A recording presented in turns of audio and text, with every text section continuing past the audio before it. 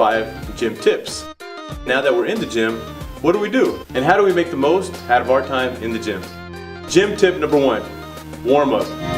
So important to warm up. Why is it important to warm up? It's just like a car. You know when you get up early in the morning, it's freezing cold outside. If you put your key in the ignition, you turn it on, right? All that oil is having to flow through the engine. Same with your body. When you first get into the gym, you want to get that blood flowing. Imagine that's the oil in your body. So what do?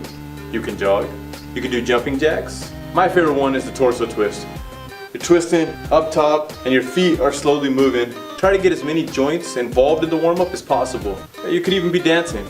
Anything. You could do like this, you could be like this, you could be like whatever you want to do. It takes about 10 minutes. Tip number 2, use proper form. Why is proper form so important? Because it helps align the mind-body connection. When you're doing proper form in the gym, your body recognizes that as natural movement when you leave the gym. Picking up a little kid, picking up your groceries, your body starts memorizing that proper form. What is good form? Think of your body in straight lines. Your back being straight. You never want to have your back arched. Just think straight lines.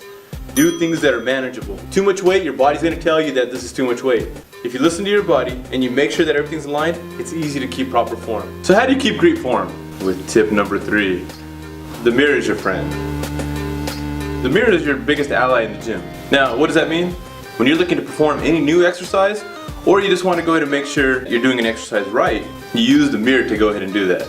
Some people would say, looking in the mirror, oh, I'm being cocky, or maybe could feel a little arrogant because they're not used to looking at themselves in the mirror. Not at all what the case is.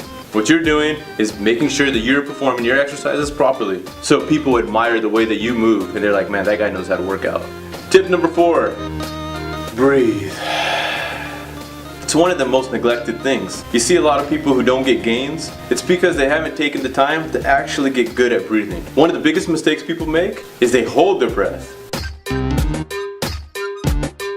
When you're underwater and you hold your breath, soon enough that air runs out and you go into panic mode. You gotta keep on kicking, your arms and your legs are getting so tired, and you feel like, oh shit, I'm gonna drown, right? Same thing with training, but you drown in a different way. Losing oxygen to all your muscles, you're only able to get an X amount of reps in if you hold your breath while you're training. You breathe in, and you breathe out. You'll learn how to breathe in many different ways. Not breathing will make you dizzy, lightheaded, make you discouraged, and you wouldn't even know it. So please, breathe. Tip number 5, cool down. You know, a lot of people are like, I don't have time to cool down. What's the use? Your body is saying, oh, I'm still in workout mode.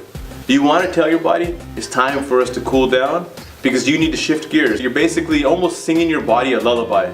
So you're telling your body, okay, now, we can just chill out. It's a good time to go ahead and get some stretching in, just to go ahead and leverage the warmth that's within your muscles to get a little extra elasticity, because we can always be a little more flexible, right? In the mind, spirit, and body. So to recap over the 5 tips. Tip number 1, warm up.